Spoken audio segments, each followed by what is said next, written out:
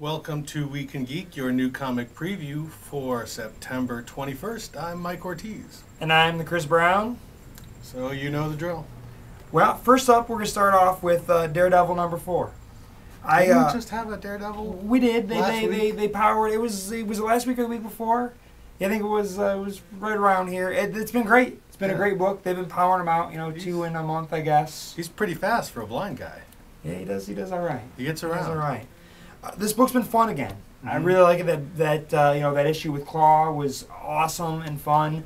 The artwork is, when they were telling darker stories and you had Alex Mayleave and was doing some great stuff and some dark storytelling, it really worked. Now they're kind of getting him back to a Daredevil superhero-y feel, and the art reflects that. That's great. And I've been loving it. This cover, I think, is absolutely fantastic. Really, really fun and reminiscent of Daredevil covers of the past, I think. Then we've got a favorite here of the show, Tiny Titans 44, the Crosswalk of Doom. Great book, really, really fun book. Art Baltazar is nominated for a Sheldorf Award this coming weekend at Detroit Fan Fair, so he will be in town. So pick up your Tiny Titans, come out, meet Art Baltazar, get sketches for the kids, fun stuff. Then another one of these that's been a favorite of mine here the whole way through is this Planet of the Apes book by Boom. Planet of the Apes number 6. We're getting into the war at this point. The first story arc, first 4 issues was dealing with the assassination of the lawgiver, and then now they figured out who it was, and now there's this war with this faction of humans, and it's good stuff. Really, really fun. I'm really, really liking this book a lot. I think the artwork is great. Storytelling, I think, is strong. Go Planet of the Apes. Then we've got Cloak and Dagger, Spider Island, issue 2 of 3. I like Cloak and Dagger. Always have. I think they're fun characters. They always kind of bring them back in when they got some kind of event or you need to do something with Spider-Man. Yeah, it's pretty good. Emma Rios? Emma Rios. She's good. She is good. Yeah, stuff looks really sharp. Looks like it fits Cloak and Dagger pretty well too. I enjoyed the first issue. I'm enjoying Spider Island. Good stuff.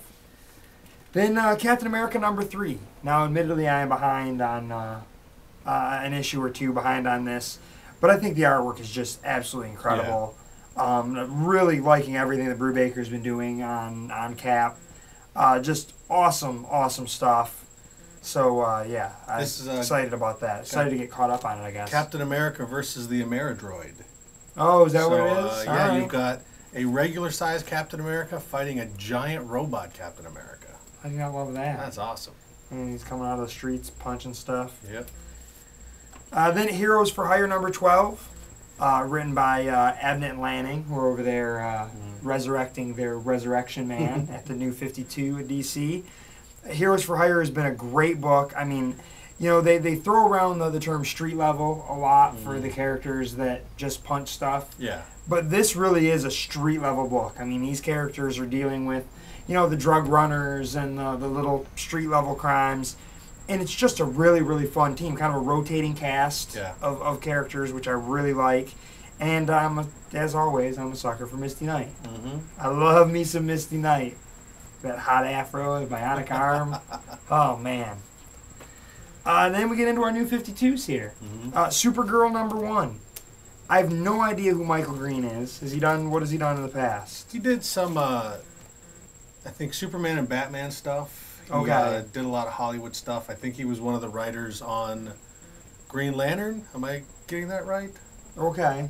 He's done some TV work. I don't know if that bodes well for him. I could be completely wrong about that, but Supergirl's I'm pretty sure. Half naked and she's got red underwear. Yeah, why does she get red underwear and her cousin doesn't? Well, she's not wearing red underwear over anything. Yeah, I guess if they took the red underwear off, she'd be pantsless. Or they just put her in a blue bathing suit. But it's supposed to be kind of a darker Supergirl, right? I mean, she doesn't really, have the flair for humanity that Supes does or that she did in the past. She didn't grow up on Earth, so she's a little bit more alien than Superman is, I think. So I'm curious. I'm going to give it a go. I want to check out all the Supes family stuff. I'm a big fan of that stuff. Then this one I'm kind of going out on a limb. I don't even know what exactly attracted me to this one, but Red Hood and the Outlaws. I'm sort of curious about this one. Yeah. How are they going to make this one work? What are they going to do with Jason Todd? It's the 90s all over again because Starfire here is half naked, looking like some kind of Gen 13 drawing. Mm-hmm. Okay, whatever. Just, really? Yeah. They're covering up most of the characters. They were worried about Wonder Woman having pants. And I kid you not, like Starfire literally just has her nipples covered. Yeah.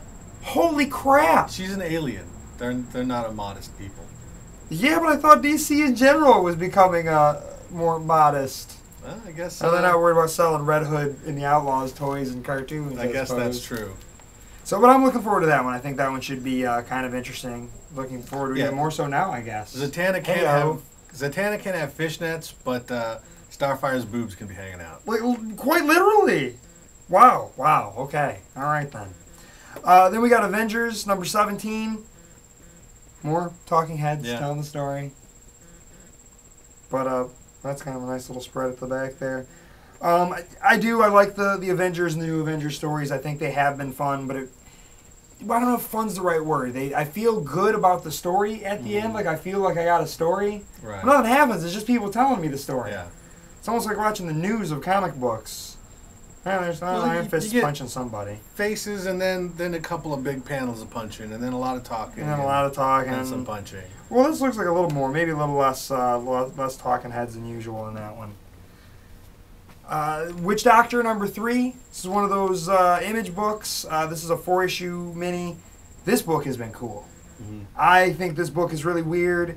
It harkens back to some of the old kind of creepy and eerie stories for me. Good stuff. And has almost like a Bernie Wrightson kind of vibe to the artwork. I think the artwork is just awesome. The colors are rich. Mm-hmm. And the story is weird and cool, like super weird. This almost, this mad doctor, mad scientist, a witch doctor, if you will, is dealing with monsters and such. And he's just kind of investigating things and doing transplants and with monsters. Really, really weird, creepy stuff. Very monsters. Very Wrightson-esque. Yes. I like this book. I can't say enough good things about it. Then I'm surprised. We got the Scott Snyders this week. We got Severed number 2. I really liked that first issue. Yes. That first issue was awesome.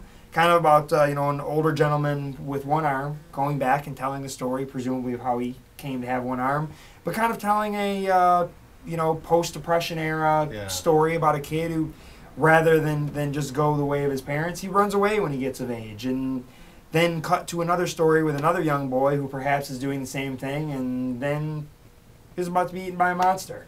So I'm sure they're going to collide at some point. Mm-hmm. That's where we're going with this. But it has this... I like that era of storytelling anyway, that kind of telling things about this innocence of the 30s and all that. And it kind of an interesting tale to me, and I'm enjoying reading that, and I like how they're pacing out this tale and then monsters. Snyder's got a great command of horror. Yeah. He really knows how to find even the horror in real situations. So, it doesn't have to be supernatural. He's good at finding that feel. He did it in Detective. He's done it in his prose work. He did it in American Vampire. Very well in American Vampire. He's probably the best horror writer in comics today. Because he's not just going for the big scares or the blood or the gore. He's setting a mood. His stuff's very moody, which I enjoy, and I've been enjoying everything he does. Then we've got, I got all the good ones this week, I feel like. We go right from Severed to Red Wing number 3. Man, that last issue. Hickman's great about those cliffhangers. And what I like is how he's pretty much said they're not doing the trade for about a year after. He wants you to go out and buy the book. The book's been successful. I've been selling a lot of books, and it's really fantastic. I think I'm sold out of 1 and 2. Wow. And I'm sure I'm going to sell out of 3 again. That cliffhanger on the 3rd one, I'm not even going to peek. I kind of want to peek, but I don't even want to. I'm excited to read this one tonight and see how it all shakes out after that second page, or that last page of the second issue. I don't want to spoil anybody's fun. That's one I won't spoil. Even though usually I'd yell at you a month later, you should have it read by now. Yeah. I will wait on that. In case you haven't, go read it. We'll spoil it next month. Yeah, it's good. Good stuff. Then issue number 2 of Teenage Mutant Ninja Turtles. Mm-hmm. I really liked the first issue. I thought it was set up to a complete reboot of Turtles. There were some familiar characters in there that we already know, but we don't know them. Much like the new 52, except Turtles just doing the new one. Yeah. The new one, Turtles. And I like it. I think the art's, the arts feels like the old Turtles. Well, They this don't have looks a little pants. different than the first one. They don't have pants. They're not No. doing pants. I think all their nipples are covered. So that's good. Really like this book here, and Kevin Eastman's going to be at the fanfare. Oh, excellent. So you Isn't pick up there your Turtles. an And exclusive cover? there's for going to be an that at the exclusive fanfare? sketch variant, and it's my understanding that he is going to sign as many of them as he can each day. Oh, wow. There's a number in mind, and I guess you're going to have to get in a line of some kind, to acquire a ticket and make sure that you get a sketch. But he is going to try and do as many of those free sketches as he can, is my understanding. Excellent. Which is pretty cool. I think the variant is $20, but then he's doing sketches on them, so Cool. it's exclusive to fanfare. So what do you got there? Well, I'm starting off with Hellblazer. Tried and true. Talk about it every month. Sure. It's a great comic. Peter Milligan's still writing it. Giuseppe Camuncoli's still drawing it. I think this is the beginning, part one. So this is the post-marriage Constantine, older Constantine. This is not the same character that is going to be appearing in the Justice League Dark. Right. It's kind of like Punisher and Punisher Max. This is same basic character, but for grown-ups. He actually does grown-up things like drinking and having sex and drugs and dealing with very, very horrible, terrible demons and spirits. Okay. But the book's it's been a great book. It's been at the top of my stack for 20 years. Very few books can claim that. Next up is Young Justice. Now this is another one where our friends Art and Franco and Mike Norton are not on the book. So Right. I don't know what's going on with that. I mean, it's still a solid book, but it suffers a bit for me when they're not on here. These Sure. guys they work on the show. Yeah, Greg Weisman is a very Weissman, talented Hobbs, guy. They're good, but they don't. I don't know. They don't have quite the same level of fun. I don't think Art and Franco can do anything that's not fun. Well, Art has such a great grasp on superheroes. Yeah. He really gets into the root and the fun of superheroes. And coming soon, Art and Franco are going to be writing the new Green Lantern animated comic. Well, that's So, going to be cool. That's going to be two of my favorites under one cover. Yep. Next up is Hulk. This has been great stuff. I'm really digging what they're doing with this book. This Omegex. Yeah, that's great cover. It's kind of a little bit like the Destroyer. That's what I was thinking when I saw him. But it's some kind of extra Oh, that art's terrestrial sharp. entity. Gabriel Hardman. Unfortunately, I think this is his last issue on the Is book. it? The art's great. He's an astounding artist. I think he might be one of the best artists working at Marvel. He's also does a lot of storyboards in Hollywood. The guy's got Okay. great talent. He worked on Inception, I think. Did he? Okay. But Jeff Parker's writing a great story here with Thunderbolt Ross. These guys that can take a character that's been a minor character for 50 years or so, Right. and actually give him some depth, give him some pathos, and make him an interesting character. I mean, this very quickly eclipsed the regular Hulk book, which is probably why the regular Hulk book is not around anymore. But it's great stuff. I mean, it's just has come so far from punching the Watcher. Now it's actually, Right. intelligent, really cool stuff. Next up is Near Death #1. I don't know what this book is about, but it's an Image #1. The artwork looked pretty good. Jay Farber wrote Dynamo 5, I think. Oh, okay. I think he wrote that, but some good stuff. And every once in a while, I just take a shot in the dark of one of these Image books. Sure. Most of them turn out to be pretty good. The cover Sure. on this is great. So we'll see. Next up is The Guild. This is Clara, written by Felicia Day. Like I've mentioned with all the other one-shots, I was a big fan of the web series. And all of these are basically the secret origins of the people on the show. Okay. So we finally made it to Clara, and we get to see what makes her tick. Now we come to the theme part of my stack. Oh, okay. I've got kind of a mutant madness thing going on because we've got Uncanny X-Men. This is a Fear Itself tie-in. This has got Colossus as the Juggernaut. That's kind of crazy. I like the character design. I think it's fun. This has been a great book. All right. And in the last issue, this is a Fear Itself tie-in. The Juggernaut was given a hammer, All right. and so he was just marching forward onto. We landed in San Francisco. I don't know if he was heading on to Utopia or what he was. So he gonna doesn't do. have the gem of whatever. And well, they went to the mystical dimension, the home of Satorek, who empowers him, and mentioned that his minion, the Juggernaut, is no longer a follower. He's following another deity. He's following the Norse fear god. So Satorek says, well, if he's betrayed me, I got to find somebody new. And Colossus is it. So he was pretty much a badass before, but now he's an unstoppable badass. This has been a really solid series. I love what Kieran Gillen's doing. This is the best X-Men run since Whedon's Astonishing Run. Wow. I think he's really got a good flair for it. Okay. Next up is X-Men. This is the Victor Gischler, the crossover. It's a great cover. Fantastic cover. This is the crossover between the Fantastic Four and the X-Men. Okay. I haven't read the previous issue of this. I think this is another one that might be coming out a little bit quicker than a month at a time. Yeah, I think so too. But it's been really great. They're off in an alternate dimension.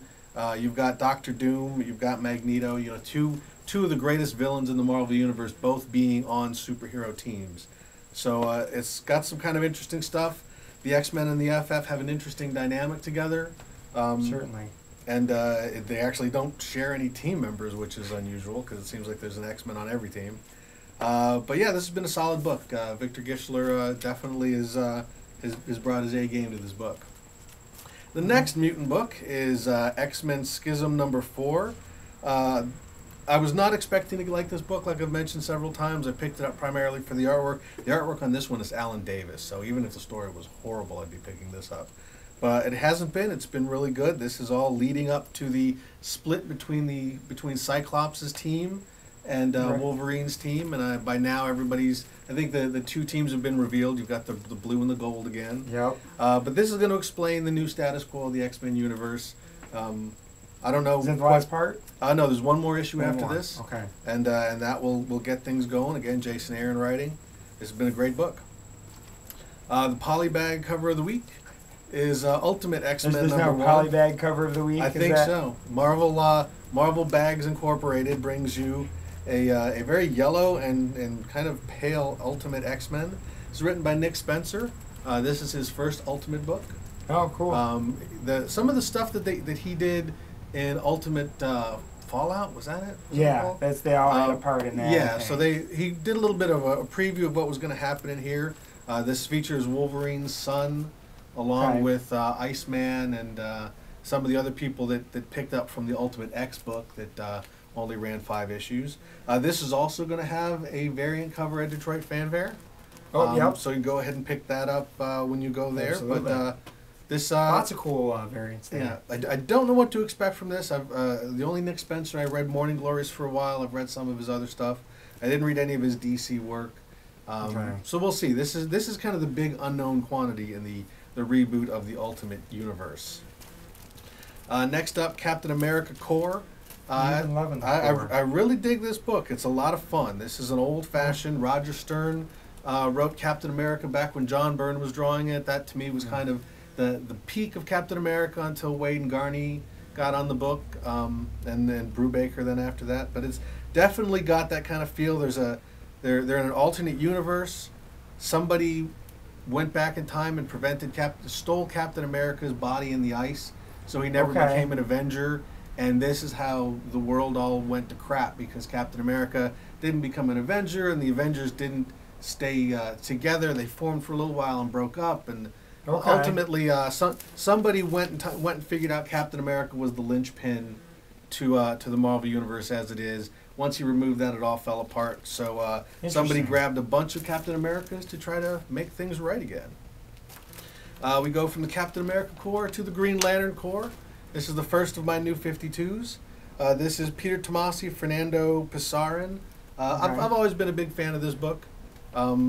It's Guy Gardner and John Stewart, it looks like now, but this is the one that focuses on the Corps itself.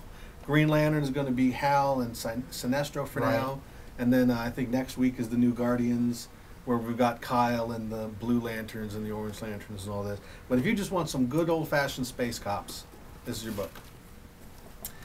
Next up is Wonder Woman. I've bought, I think, every #1 issue of Wonder Woman since George Perez took over after the crisis, and I don't stick with them very long. So they've got quite a challenge. Azzarello, kind of an interesting fit. I was not expecting that. I thought for sure Azzarello would wind up on a Bat book. There's absolutely no reason whatsoever to put Brian Azzarello on a Wonder Woman book, which is why it's the perfect reason to put him on a Wonder Woman book, because I have to imagine he's going to do something with it that no one's done before. He's talked about making it a little bit more horror-themed, maybe playing in some of that mythology. I really like Cliff Chang's artwork a lot. And yeah, she's back to having her bare legs shown. So this is they took away Wonder Woman's pants and Superman's undies, and well, Supergirl kept hers. But I'm not a big fan of Wonder Woman, but I'm willing to give this a shot because of the creative team and because I just really want to see what DC's doing with this, probably their most underutilized icon.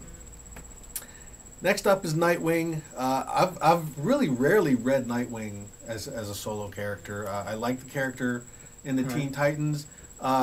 Really, this is a combination of Kyle Higgins co-wrote that Gates of Gotham book with Scott Snyder, so I thought he did pretty good there. I love Eddie Barrows. I think he's a fantastic artist, very underrated. One of the better superhero artists working today. And I really loved Dick Grayson as Batman. I mean, that's where I just kind of went, I want to see more of this character. I want to see what the evolution from Nightwing to Batman back to Nightwing is going to be like for this character. And honestly, I think switching him from blue to red, such a minor detail, but a nice homage to his Robin costume. I think this is going to be one of the sleeper hits of the Bat universe. Okay. It's got a lot going for it. Hopefully, it'll pay off. So that's the bulk of my stack. Now, my top pick here is, so I did get it. I did get the Scott Snyder Batman book. Yep. We got Scott Snyder writing, Greg Capullo doing the art chores. This is a really pretty book. It's got a nice feel. It's interesting seeing Greg Capullo doing Batman. He'd done Spawn for 100 years. He almost kind of had like a Todd McFarlane clone thing going there for a little while.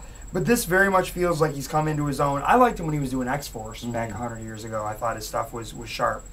This artwork really is fantastic, and story was good. Really good. I mean, I really liked it. Got a nice cliffhanger at the end there. This is a nice jumping on point. They're saying that this is the same Batman that we know. The continuity didn't change that much. There's got to be a couple of minor changes, because it does feel like a nice jumping on point. Everyone is younger. I really like this book. Can't say enough. This is one I'm going to be reading for a while. Excellent. So what do you got there? I struggled a little bit for my top pick. Mine probably would have been Batman. All of the real obvious big gun choices were in your stack this week. So I had a little bit of a challenge, and ultimately I came up with DC Universe Presents Dead Man. And I have been looking forward to this. When they first announced these titles, this was, in general, a title I was excited about because it is an anthology title. Yes. So we're going to get we're going to get rotating teams, rotating characters. I think this is going to be the place where DC will try out what the next wave of new books is going to be. I've always been a fan of Dead Man, going all the way back to the Neil Adams run. Then there was that Garcia Lopez miniseries for a while, and then they took them a little bit darker with Kelly Jones, and I think briefly in Vertigo. I didn't try that. The Dead Man stuff was by far the best part of Brightest Day. Yes. And I'm really interested in seeing where they take the character from that. I mean, how does he go from being alive to back to being dead? He's got a kind of a revised mission. Paul Jenkins, sometimes some of his mainstream superhero stuff it can be a little bit weak. But I loved his original Century miniseries. Yes. And I still think to this day he has the best run on Hellblazer of anybody. So he can write horror, he can write supernatural. He's doing a great job on Hellblazer now. He's also writing the Justice League Dark. I think they're letting him play in a section of the DC universe that suits him. Deadman is a great character. Aren't they doing... Is he writing Justice League Dark? I thought Peter Milligan was. Oh yeah, that's right. Peter Milligan is writing that. But Paul, so I got them confused. Paul Jenkins, but also still writes very good, dark, twisted superheroes. The Century was great. I'm really looking forward to what they do with this. That's why I picked it. It's probably the one that has piqued my curiosity Sure. more than any of the other new 52s this week. So that's my top pick. Awesome. Yeah, I'm looking forward to reading that one as well. I think that'll be fun. So this week, I guess our parting words are check out the Detroit Fan Fair, Yeah. September 24th and 25th. Look out for Geek Fights, who will Geek be on Fights the is going floor. to be, we're going to be doing shows all weekend. 3 shows on Saturday, 2 shows on Sunday. Come on by and participate. Most of them are going to be open to everybody. We're going to have a few closed panels, but we're gonna solicit everybody. There'll be prizes for people who participate. All Cool. kinds of fun stuff. And in Zod Complex, we'll be running some panels. We'll be Is that right? we'll be hosting a lot of panels on Saturday, and I think a Okay. couple on Sunday. So all of us are going to be there. Come on down and check us out and all the great creators and Say hello. And that is your Week in Geek.